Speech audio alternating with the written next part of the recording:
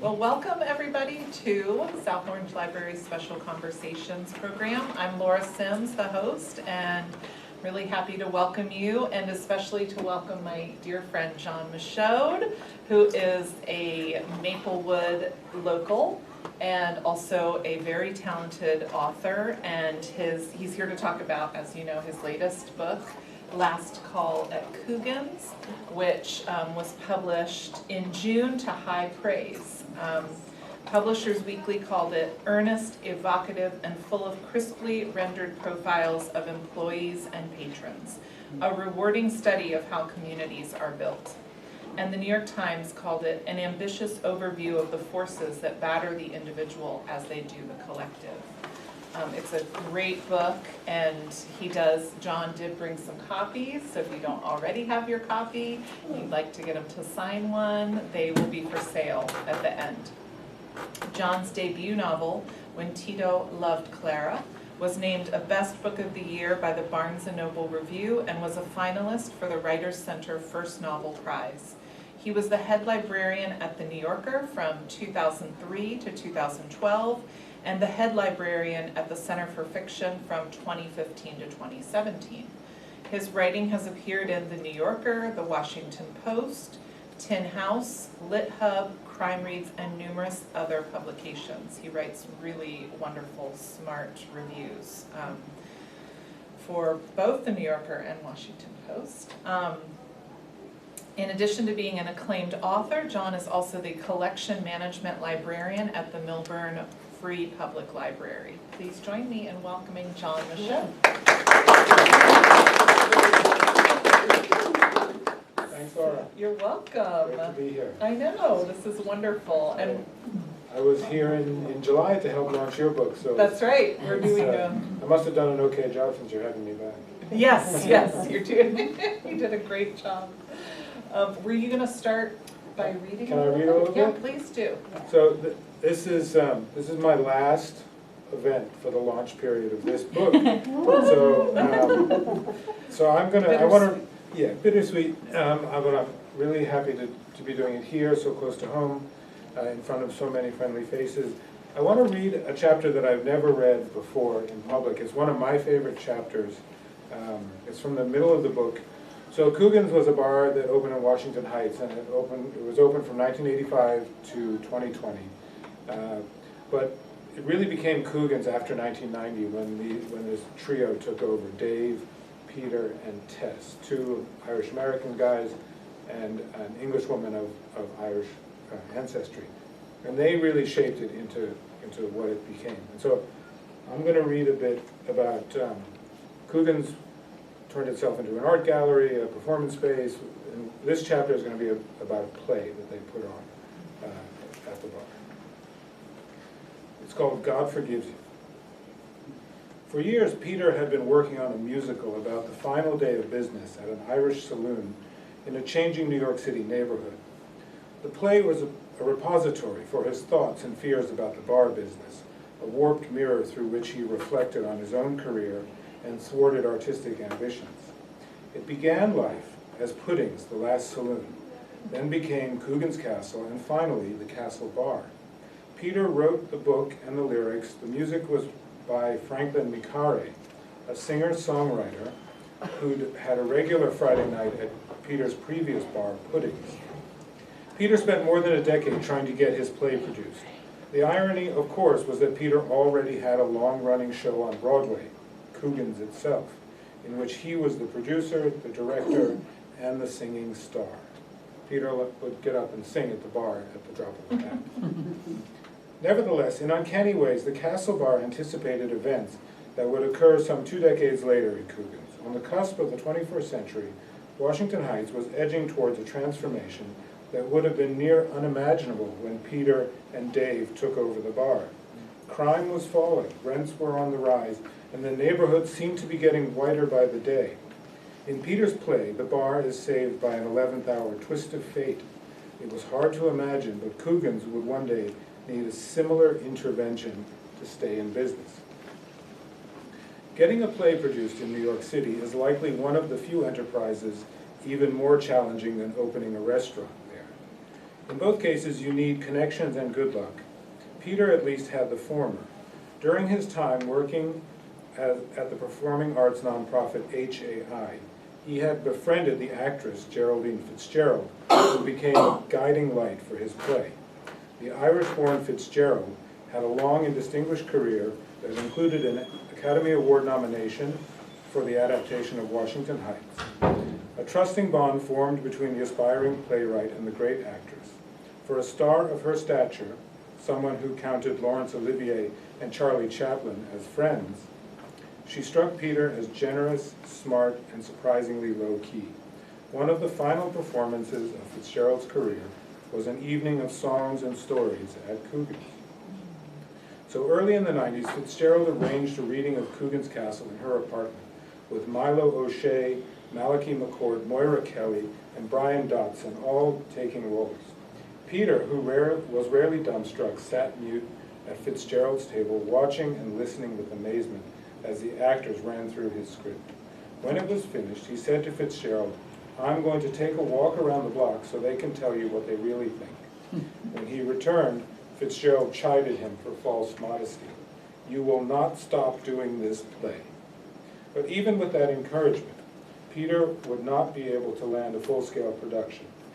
There would be other readings of the play over the years, including one at Coogan's in 1996 and another at the Church of the Incarnation.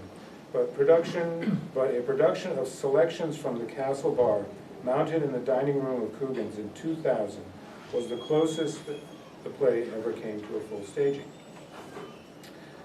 To cast that production in 2000, Peter drew on the full spectrum of his connections, from the neighborhood regulars at Coogan's to people he performed with when he owned puddings. Many of them did not know each other, and during rehearsals there was a stunning revelation of a hidden connection between the man playing the saloon chef and the leader of the gospel choir that sang in several of the musical numbers. The choir leader was Darren Ferguson, a newly ordained minister who was in the process of rehabilitating his life after a long prison sentence. His Voices of Faith missionary church choir had sung at the finish line of the first Salsa Blues and Shamrocks 5K, which the bar had organized. Peter had been impressed with their performance, and he and Dave were also drawn to Ferguson's story of personal and spiritual redemption. Ferguson, a tall, charismatic black man, grew up in northern Manhattan in the Bronx. He dabbled briefly in stand-up comedy, but his true passion was singing. His goal was to be an R&B and gospel superstar like his idols, Luther Vandross and Lionel Richie. By his early 20s, he seemed well on his way to achieving that goal, recording songs and performing regularly in clubs in Midtown and in Harlem. But there was one major impediment, as he later wrote in his memoir, How I Became an Angry Black Man. It was a white lady called cocaine. For 6 years, cocaine was his confidant and his closest companion. He knew his addiction had gotten out of control when he broke one of his own cardinal rules and got high before a performance. All the money for rent and utilities for the apartment he shared with his grandfather, disappeared into his bloodstream. Facing a 72-hour eviction notice, he went on a bender, combining his usual drugs of choice with Bacardi and expired Valium. In his memoir, he described that morning. I walked back and forth in the house. I paced and punched things. I muttered to myself, and then all of a sudden, everything got really simple. If the apartment was no longer there, I would not have to pay the rent. If the apartment burned down, for instance, I would be relieved of all of the pressure, and we would be free to go on and live somewhere else. He made a pyre of the eviction notices and past due bills on top of his grandfather's dresser, doused it in kerosene, and ignited it with a lighter. As the papers burned, he put on his coat, grabbed his bag, and left the apartment. When outside, he wrote, he turned and looked back at his bedroom window. There was no smoke. Figuring, hopefully, that the blaze had put itself out, he proceeded south to the Macombs Dam Bridge, crossing into the Bronx where his girlfriend lived. By 2 p.m., his mother called to say that the police were looking for him. When he turned himself into the 34th Precinct, Ferguson learned that an 87-year-old woman named Marjorie Stiles, who lived in the apartment above, had died from smoke inhalation. Ferguson recalled, I got down on my knees right there in the interrogation room at about 10 p.m. on Friday, February 5th, and did something that I had never done before. I prayed. He spent the next 8.5 years behind bars, 16 months on Rikers, and then 7 years in Sing Sing. It was while he was at Rikers, waiting for his case to be heard, that he found his fate. At Sing Sing, Ferguson enrolled in college courses, directed the prison choir, led Bible study, preached his first sermon, and generally tried to be an agent of peace and reconciliation. The year before his release, he appeared in a C-SPAN documentary about the prison. In one scene, he reflects, "The bottom line is, when you go into the cell at night, it's just you and yourself, and the problem is, there's not a lot of guys that can deal with themselves. They feel guilty for what they did, and they don't know how to express it." Ferguson graduated in 1995 from the Bronx Community College with an associate's degree in paralegal studies. A year later, he obtained his master's degree in theology from New York Theological Seminary. A parole board approved his early release, and Ferguson returned to civilian life in the fall of 1998, finding work in a faith-based social service organization. The following year, he learned that an Irish bar was organizing a 5K race in Washington Heights and needed a gospel choir to sing at the event. Ferguson had been licensed for ministry for less than a month. He was stunned by the scale of what Coogan's had pulled off. "I fell in love with Dave and Peter," he said. A year or so later, Peter got in touch with Ferguson about the Castle Bar. Around this time, Ferguson recalled, Peter started talking to me about this guy named Taz, saying, "He really reminds me of you." Taz, a karaoke regular at Coogan's with a deep, rich bass voice, had been cast as the saloon's cook. When Ferguson arrived at Coogan's for rehearsal, Peter welcomed the pastor, saying, "Oh, great, Taz is here." Ferguson looked across the room and saw Kevin Taz Davis, the neighbor and schoolmate who'd been raised by Marjorie Stiles, the woman who died in the fire that he'd set.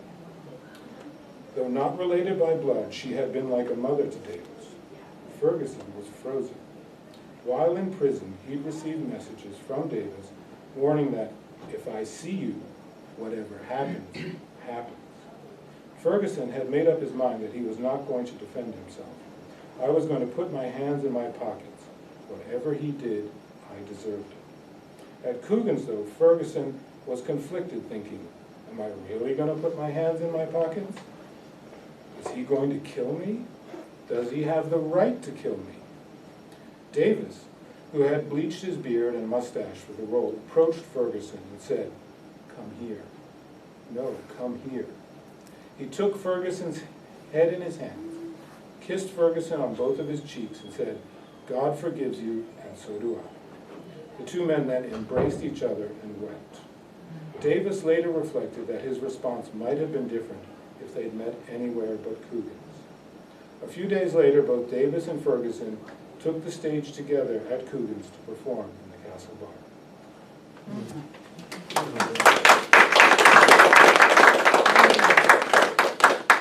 That's an amazing story.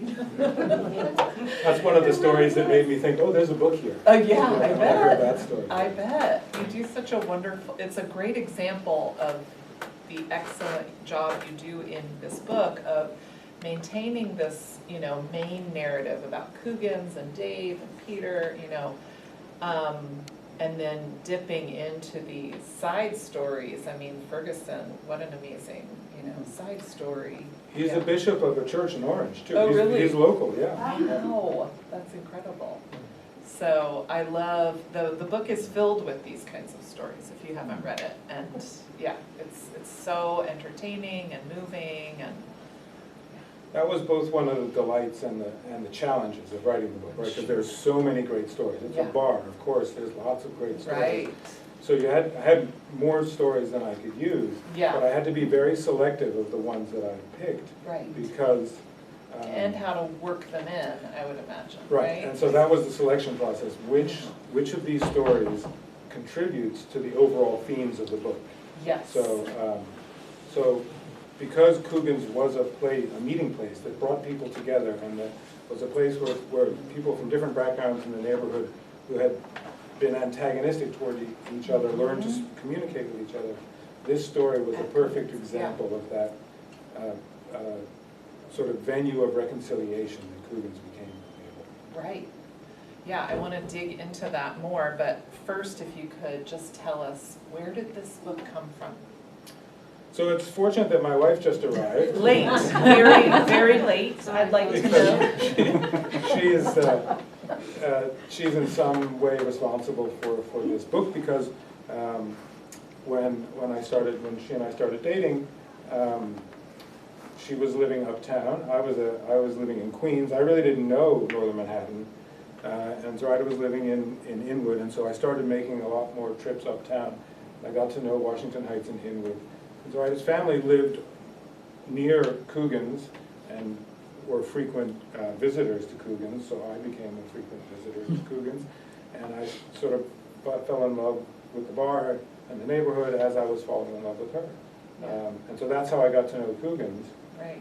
And then the prompt for this book was in 2018 when the hospital tripled the rent on Coogan's and forced them to the cusp of going out of business. How much was it? So it went from $20,000 a month to $62,000 a month.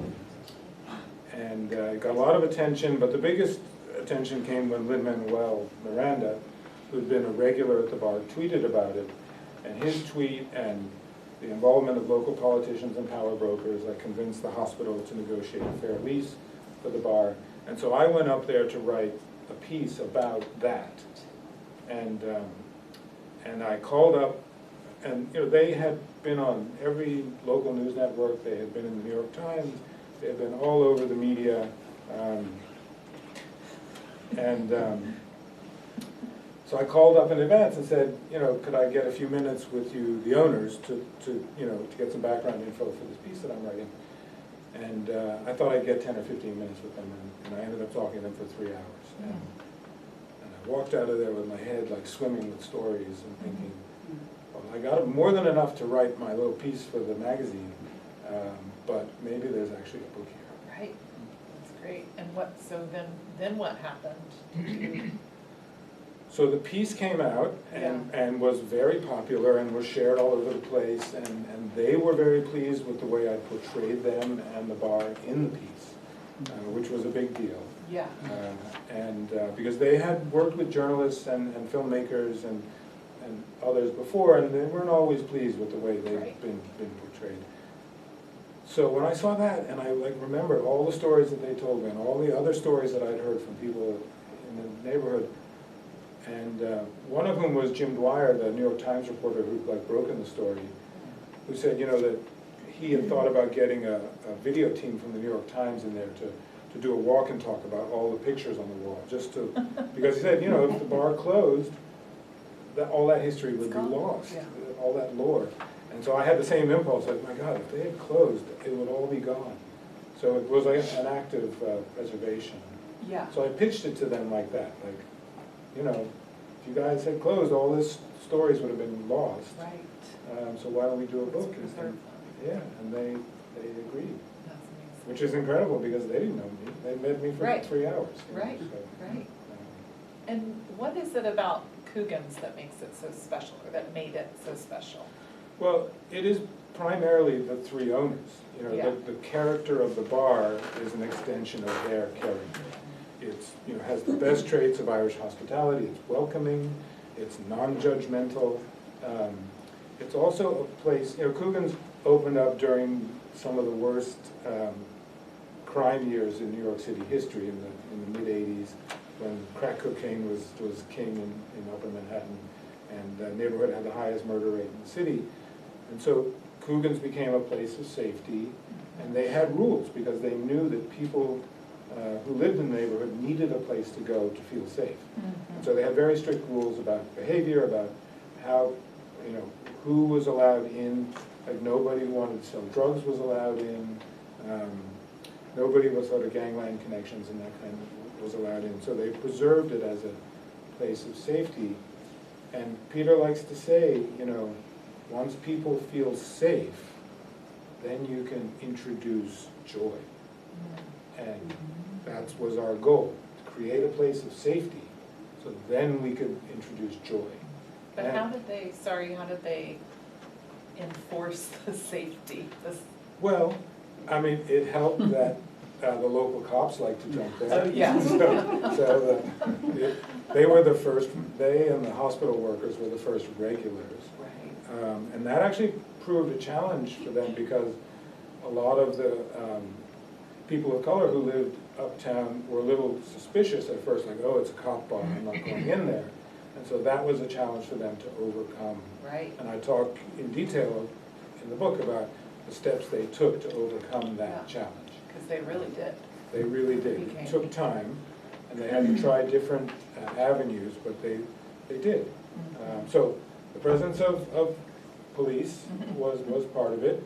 They had, they themselves were very active in patrolling their clients, like they had a nose for trouble. Yeah. They would follow people into the bathroom if they thought they were selling drugs, and they had a rule, one person per stall, like stuff like this. So it was a daily act of vigilance to keep the bar safe. Right. So they lasted through those very tumultuous years. Yes. And then what came next for, like, what were some of the changes in the neighborhood that also affected Coogan's? Well, so gradually through the 90s, the effect of the crack epidemic waned, and the place, Washington Heights, became a more and more desirable place to live. And for many people who lived in the neighborhood, Coogan's was a constant, even as the neighborhood around them was changing. It was also a place of some political activity. So a lot of the local community board, a lot of the local politicians drank there, conducted business there. Denny Farrell, the state assemblyman, would interview judges at his table, interview judge candidates at his table in the bar. And people who lived in the neighborhood knew that if you wanted to bring up business with your elected official, you could go to Coogan's, wait in line on a Saturday morning, and go to Denny's table and talk to him about what was on your mind. So throughout that period, it was a place where you could interact with your elected officials, you could interact with law enforcement outside of uniform, and you could interact with other power brokers in the neighborhood, like people who ran the hospital, people who ran other local institutions. So it's really a community center. Very much. Yeah. And I know that we have talked about this privately, about the parallels between bars and libraries. Yes.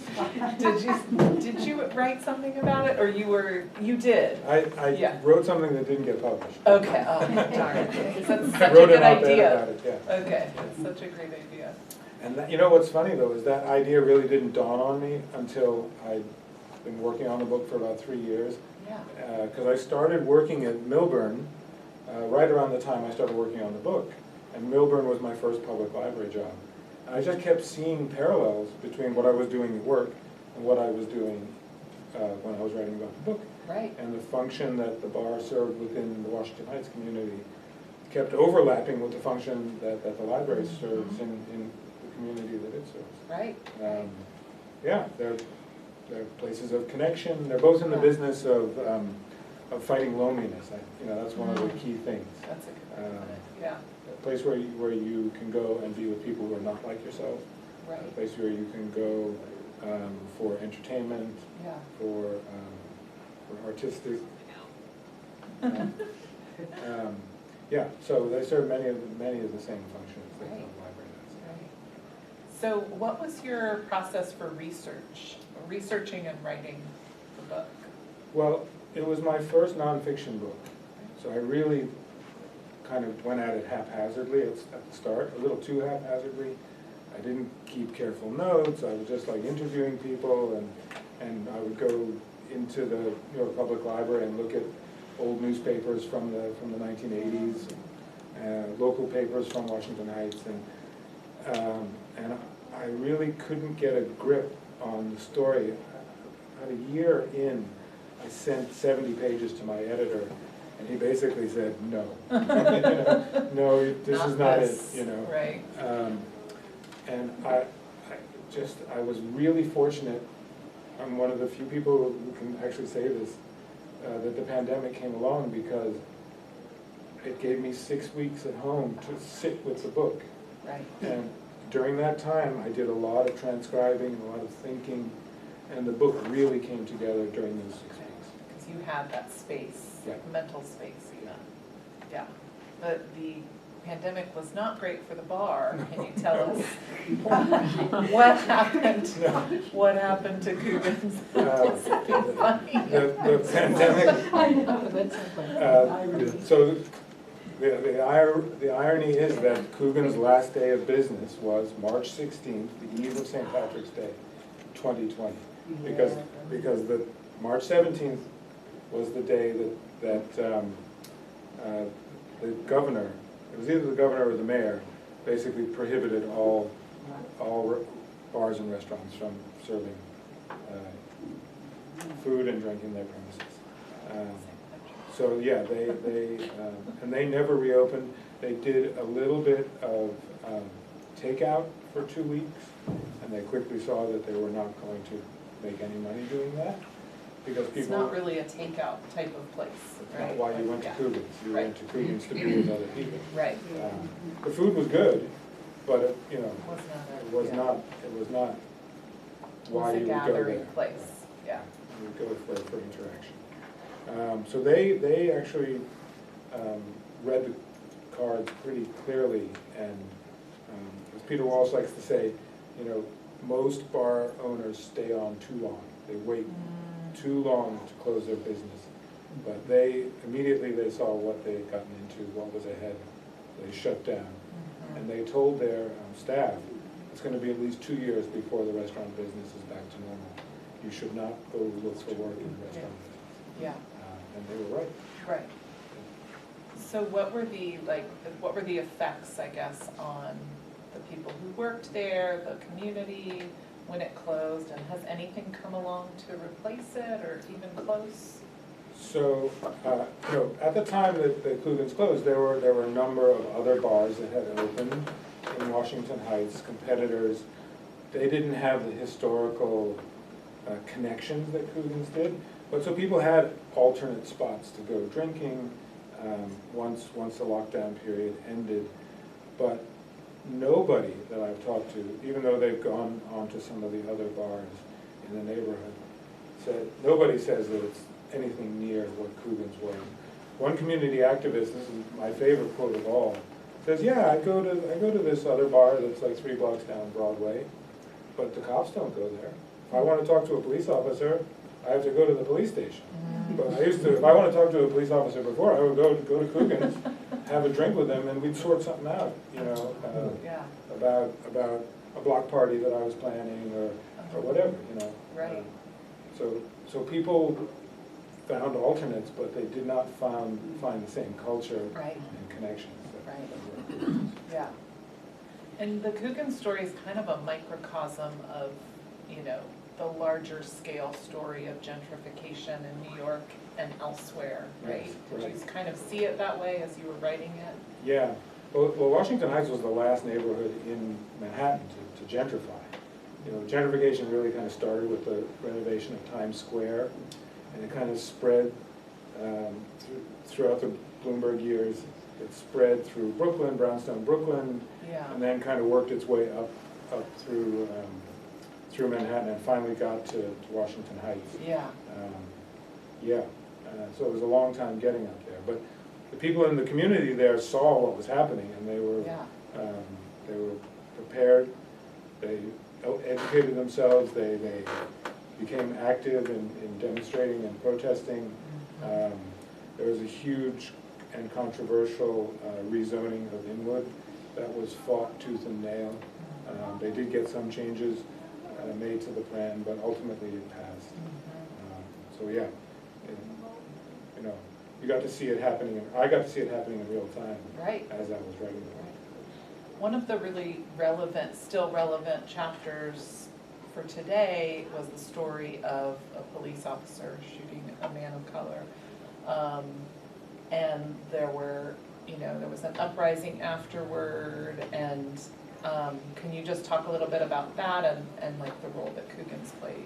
So there are actually three incidents that the book discusses, but the biggest one was in 1992, and it sparked the Washington Heights riots, which raged for 3 days in July of 1992. And those, it's kind of forgotten now, but those riots came about 6 months after the Rodney King riots in LA. No, I'm getting it reversed. No, about the Crown Heights riots in Brooklyn, and then 4 or 5 months before the Rodney Heights disturbances in LA. So they were part of a series of these violent confrontations between oppressed minorities and police forces in major metropolitan areas. Coogan stayed open, one of the few businesses that stayed open during the riots, because they did not have riot gates on there. They always said, we're not going to have metal shutters on our facade because that telegraphs fear.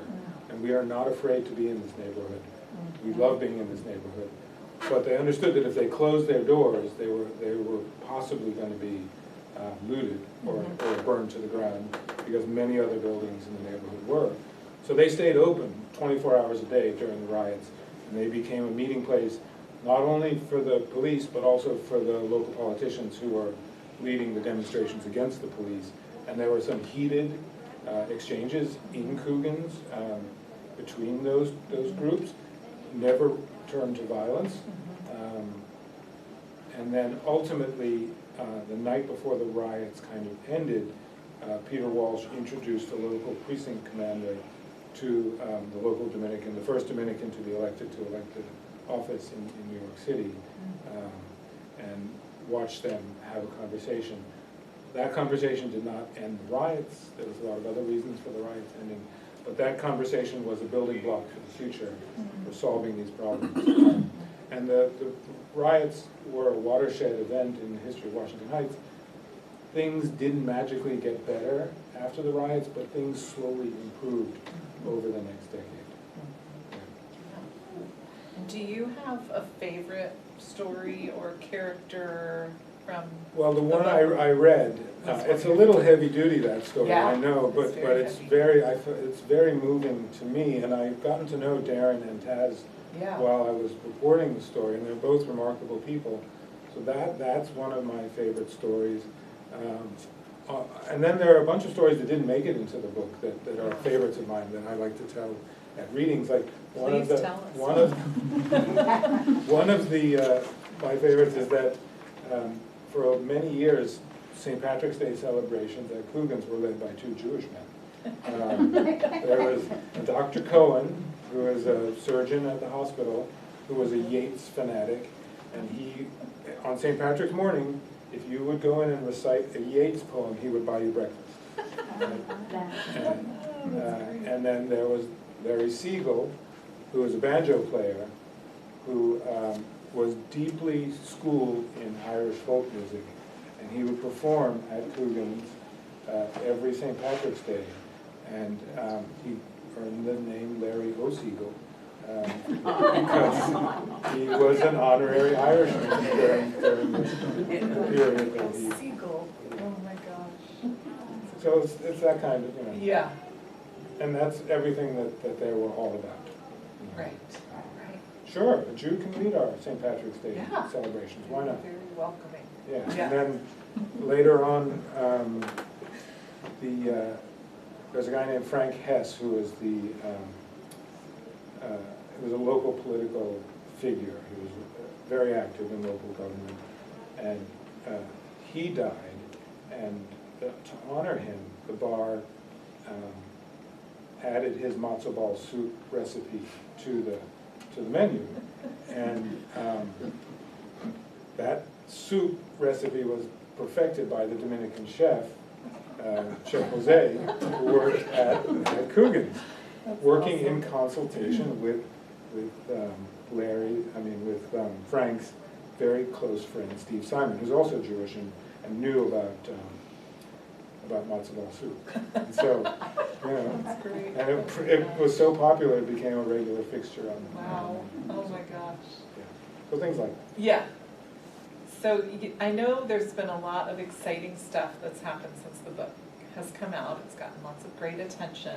Is there a favorite thing that's happened in the last few months since the book came out? I mean, the most meaningful thing to me was hearing from people who were regulars at the bar who said, "You got it right." Yeah, Good. that was the most meaningful.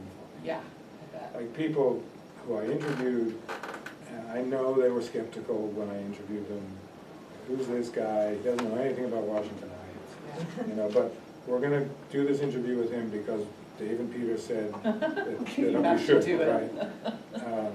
And I think most of them were very pleased and surprised at how the book came out. Oh, that's That- great. That to me is the most That's great. important thing, And Dave and Peter, or Dave, or one of them, Peter, has been really involved in the events that you've done. yeah. Yeah, I mean, right? as you can see from that chapter, Peter is a bit like a go-getter and he's like he was always the PR man for Coogan. So he just added my book to his PR portfolio, you know, and arranged all kinds of readings and That's things like great. that. So yeah. What did he do after the bar closed? I can't remember. So he and his wife moved out to the Hamptons where his in-laws have property and they have a house out there. Oh, you know, he was on the board of the Harlem Film Festival and he like organized a jazz performance in the Hamptons, and he's been researching another play about a shipwreck that happened out there, and so he gave like a presentation with jazz music about the shipwreck, and I don't know what else. Oh yeah, he participated in a local bookstore reading of Moby Dick. You know, I mean, yeah. Wow, he's just one of those guys. He's actually just come out of the hospital. Really? Yes, he overextends himself and he gets sick and then needs to take an enforced rest. Yeah. And I know he was very happy with the book and He was. super excited about it. And Yeah. he's a writer himself, so Right. that meant a lot to me that he liked. Yeah. So I know that this is your first nonfiction book, and you had an acclaimed debut novel that came out before this. Do you think you will keep writing nonfiction, or would you ever go back to fiction, or what do you think? Well, I never say never, but I haven't had an idea for a short story or a novel since I started working on Coogan. I really enjoyed the process of interviewing people and writing Yeah. nonfiction. And most of the smaller pieces that I've been writing in the meantime are nonfiction pieces. Having said that, I still read a ton of fiction and I review Yeah. a ton of fiction, and I still love fiction. So I would never say never, but for this time being, my focus is going to be on nonfiction. Right. And what is it, do you think, that is appealing about it to you versus fiction? Well, one of the things that appealed to me with Coogan's book was in the wake of the 2016 election, in the wake of Charlottesville, I felt like my fiction was not meeting the moment. You know, I despaired. Yeah. It seemed infantile and self-absorbed, and I needed a story that I felt like met the moment. And the story of Coogan's was a story I needed to hear. Yeah. And I figured if I needed to hear that story, maybe other people did too. Yeah. So Yeah. that's what drew me to that. Right. I felt like it actually did rise to the occasion, Yeah. where so much of what I was working on didn't. Yeah. Yeah. Makes sense. Does anyone have questions for Jon? I know you do. I read through part of the book. Peter is my favorite. Yeah, and Virginia, did you ever go to Coogan's? Did I you? had the book. No, did you go to the bar though? Did you ever go there? No, I never was living in Manhattan. I Yeah. was living South New Jersey. But interesting, everything that I've been reading. And I feel that that place was like a commingling, can I use the word Yeah. commingling, for people, all kind of people. And this, a lot of negative situation disappeared from there. And many good things happened from there. There was a baseball creation for That's right, the children Little in the community Yeah. is started there. And talking about Peter, like he was having work at Broadway. In one occasion, the restaurant gave ticket for a play to everybody. Because Even, one of their waiters was appearing in this play, so they gave out tickets. They bought out the house and distributed tickets so that the house would be filled for opening night for one of their waiters, yeah. yeah, That's great. that's great. Yeah, I mean, we talk a lot in this town, in this community, about integration, Yeah. right? And Coogan's was integrated. It was the most integrated bar in Manhattan. And that's something that they were always proud of. And it wasn't just that you would see, you know, 3 people of color sitting over here and 3 white people sitting over here. Every table was integrated, you know, people mixed, and it was one of the joys of the place, and one of the things that really hasn't been replaced. There isn't a place like it now, uptown. And when I say that negative in the environment, the fact that almost all the time you hear that police doesn't like Hispanic people, you know, Latino people. And that disappears because the police go in there and drinking there, you know. Right. So people see that police look like everybody. So that was like a negative to positive. Yes, they wanted, well, one of the things they wanted to do was for the community to see police officers outside of the uniform, to see them as regular people, and for the police officers to see the members of the community the same way. Right. So they would create spaces where they destigmatized the relationship, they removed the tension from the situation and allowed them, so that was a goal of theirs. It didn't always succeed. I mean, I recount plenty of situations where violence, you know, occurred, but the trend was a positive one overall. Yes. Hi. How did your publishing process go? Did it take a long time to find a publisher? I guess you may have already had an agent from your previous work. Yes. So they were probably already connected. But was that a long process, or did people immediately see the value of the book and go for it? So fortunately, when I first took this idea to my agent, he was like, "Oh, you're a nonfiction writer now? I thought you were a novelist." And I'm like, "Well, you know." And so, but to his credit, he was game, and he, you know, we sent the book out pretty widely, and the response was pretty uniform, which was, "This is a great proposal, but I can't see anyone outside of New York being interested in this story." A lot of people in New York. Yeah. It's a big market, right? And that's not true. And that proposal focused much more on the gentrification story because we thought it would be more appealing to people outside the New York City area. But my editor at St. Martin's, Tim Bartlett, he said the opposite. He said, no. He said, I want less about gentrification and more stories about the bar, because everybody, no matter where they live, has a bar that they love. Right. And they can relate to these stories.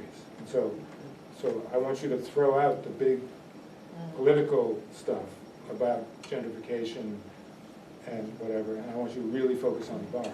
Because it comes across, the big issues come out in those little stories. Right, they're all Yeah. submerged in those Right. stories, right? And that was It's what more Tim pleasurable. wanted, and I Yeah. think he was absolutely right. And that's how I knew he was the right editor for the book, because I never wanted to put all that gentrification stuff in anyway.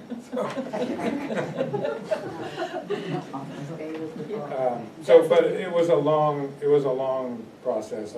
My original deadline was 2.5 years, and it took me 5 years to write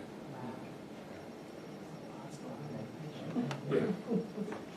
Yeah, it's a book that handles a lot of serious, addresses a lot of serious issues, but in this really light, with a real light touch. It's like just a joy to read, but you are getting the deep stuff as you read. Apologies for the late arrival. I had a 3-hour flight from New York to Colorado, and I had your book on my bookcase, and I had not read it. And I was like, boy, the 3-hour flight went by in no time. Oh, that's I enjoyed it greatly. Thank you so much for the story. Thank you. And this may have already been asked. What was the most unexpected thing that you learned or realized from the people or the neighborhood or anything? I'm just curious what was new or different or unexpected. So I have a couple of answers to that. One of them is just shows my own naivete when I set out to write this book, not having written a nonfiction book before. But I was genuinely and stupidly surprised at how difficult it was to get any information out of the police. Like any I know. It just shows you how ignorant I was. The other thing that was such a delight to discover was the history of Washington Heights, like really the history of that neighborhood and its role in generations of immigrants in New York City, and how they would start off in Lower Manhattan and then they would go up to Upper Manhattan to get away from those close quarters. But it was, one after the other. It was the Jewish, and then the Irish, and then the Puerto Ricans, and they all went uptown. And just so to learn about the history of that neighborhood was really something. And you interweaved that very well into the book, which I felt like I was almost reading a New York history book as well, which I really... It was really challenging to condense that down to like 5 pages, yeah. No, but I appreciated that. Yeah, thank you. I'm intrigued by the stories that didn't make the book. Yeah. How did you decide? Was that between you and your editor? And was there any like back and forth? Who had the final say?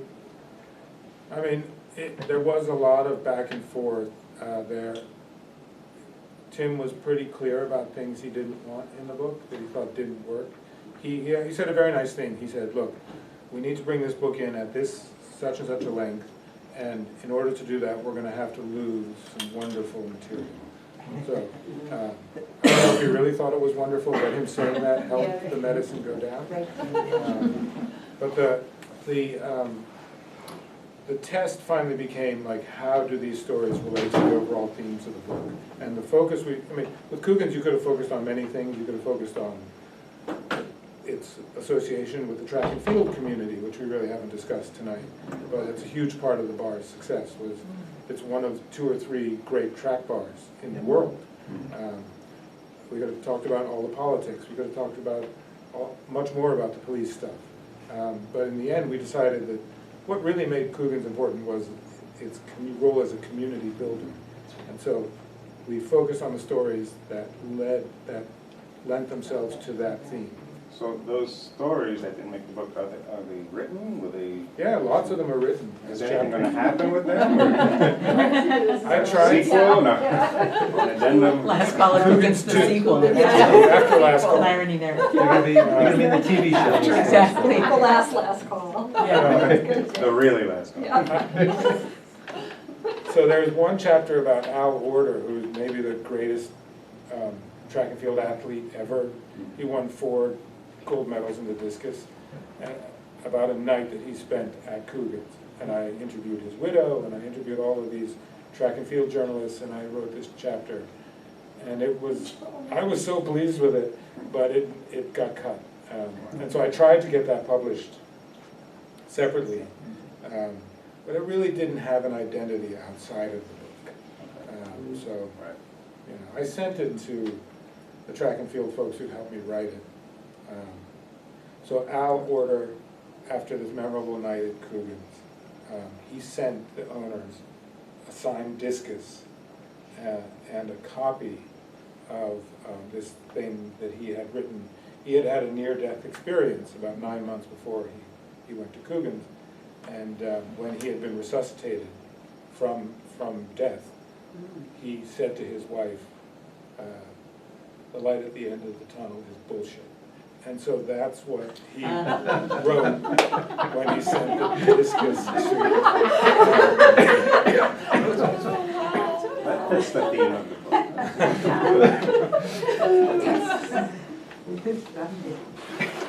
And John, aren't you also kind of a track and field star yourself?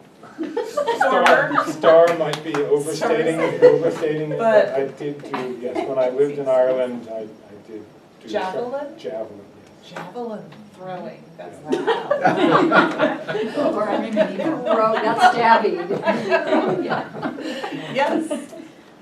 John, I'm wondering if you can just share with us, like, so it's Last Call at Coogan's is the name of the book, but when you started your research, you didn't know they were gonna have a last call, like they were gonna close in Right. COVID. So we've talked about the closing in COVID, but like, can you tell us, share with us a little bit about like, when you realized that, like, how did you then know what to do with that? Well, Because that could have just been like the end of the book, right? well, unfortunately, like, I didn't have an ending for the book. The ending was gonna be Lin-Manuel riding in on his white horse and saving the day, right, which isn't, in the end, as dramatic a finish as COVID putting them out of business. So the COVID actually provided the book with an ending. You know, and as I said, the book really came together during those 6 weeks of lockdown, and that was one of the reasons why the book came together. It's like, oh, here's the end. This is the end. And I had written, there's lots of interesting stuff that happened in the months after Coogan's closed, including they were featured in a national ad campaign for Facebook about small business, like, which is like a weird thing, that Facebook would make an ad campaign based around small business, being one of the biggest businesses in the world. But Coogan's used it as a fundraiser, and they raised over $200,000 for local small businesses and nonprofits in the Washington Heights community, right? And so, and the ad is on YouTube if you want to look it up. Peter Walsh is jogging along Lexington Avenue or whatever, thinking about Coogan's. And it was a high budget ad. It was on during the baseball playoffs that year. And so I had a whole chapter about that, but that got cut too. Karen. I feel like I should know the answer to this, but before your question of like knowing you had this end, what were the titles you were thinking about? Because Let's obviously see. Last Call at Coogan's is ties into that issue. First title, the title that it went out under was Uptown. It was Uptown, because I thought Coogan's up, it's uptown, it's an up story. Then the working title for many, many years was Meet Me at Coogan's. That's what I think I remember in that one. That's Or- right. Okay, that one. And then St. Martin's decided that Last Call at Coogan's was going to be the title. It's a good name. I think also you avoid, like, as you were saying, the white horse, like, you avoid like this Deus Ex Machina ending. I mean, I think the fact that it has a poignant ending, it keeps it real. Just Yeah. like the story is about how real it all is, right? It survives so many things.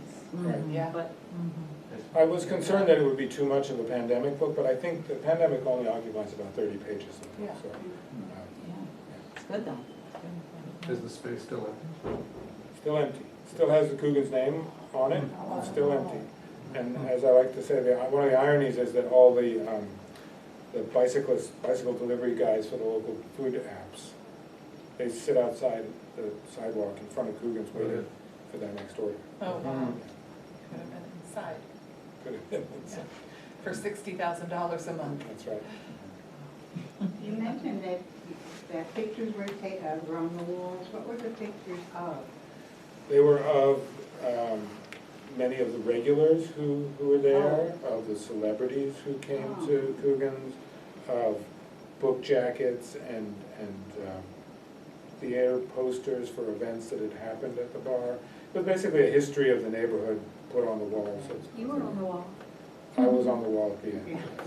And one of the most moving things that happened after they closed down was that the owners made sure that anyone whose picture was on the wall, they or their families got that picture delivered to them.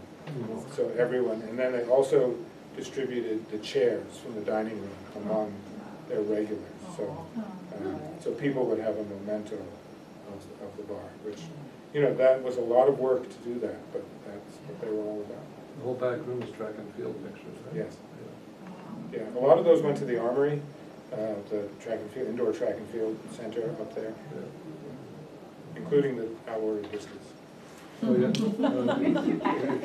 The very cheery Right. message on it. Yes, very positive. Did they go bankrupt? How did they leave the business? They didn't sell it, they... No, so the hospital, so the hospital's credit, during COVID, they said that, we are gonna let you, we're gonna put a moratorium on the rent until you can reopen. But the hospital really wanted them out of there. I mean, the only reason they allowed them to stay was because of this massive campaign public campaign that had been brought about. So they were actually happy when the owners of Coogan's walked in and said, hey, we're done, we're gonna hang it up. They got them out of there before, faster than they thought they would. So, and the space is empty. I mean, New York Presbyterian has a huge real estate portfolio, and Coogan's is just a tiny little sliver of that portfolio, and they get a tax break for empty business space, retail space that's unoccupied. So it's nothing. It's just drops in a bucket of their real estate empire. Do they have other business endeavors in mind? The owners? Yeah. No. Dave and Peter are in their early 70s and they're enjoying retirement. Okay. Tess is in her mid-50s and is enjoying being a stay-at-home mom. She figures that she's going to have to go back to work eventually, and she's incredibly capable. She's a great manager. She's got a great head for numbers. So any hospitality business would be thrilled to have her.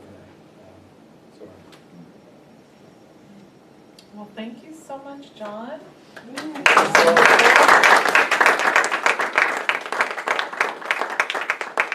Just reminding everyone, we do have books for sale. You can see John, or if you brought a book and you want him to sign it, I think he'll probably sign it for you. Thank you all so much for coming, and thank you again, John. Our next special conversation is Thursday, October 19th. In a few weeks, and it's with 3 amazing local authors, Boo Trundle, Eliza Minot, and Alice Elliott Dark. And they're going to talk about their 3 recent novels, and they're all incredible novels. I've read all 3 of them, so it'll be really interesting. If you have not signed up, if you're interested in signing up for the Special Conversations email list, I have a note over there without a pen, but I'll get a pen. I'll put it out. There's a pen in the box. Oh, perfect. I do not spam people. I just send out one message a month, right? And tell you what the programs are. And also, and there's a flyer for the next program. And you should also mention this weekend. The event this weekend. Oh, right, the Book Fest. Yeah. Yes, and the MAPSO Book Fest is this weekend, and I'm going to be on a panel with Eliza Minot and Boo Trundle, and there are lots of great, Joyce Carol Oates is headlining starting at 12. It's all at the Woodland, it's free, it goes from like 12 to 4:15 or so. Sorry, that's Saturday, right? Sunday. And also, which day? October 3rd, yes, next Tuesday at 6:30 p.m. we're having a banned books panel discussion with Allison Macrina and Marietta Zacher here at the library. So come talk about banned books and all of the challenges that are going on around the country these days. And that's it. So please enjoy the snacks and get a book or get a book signed. Thank you. Thank you all.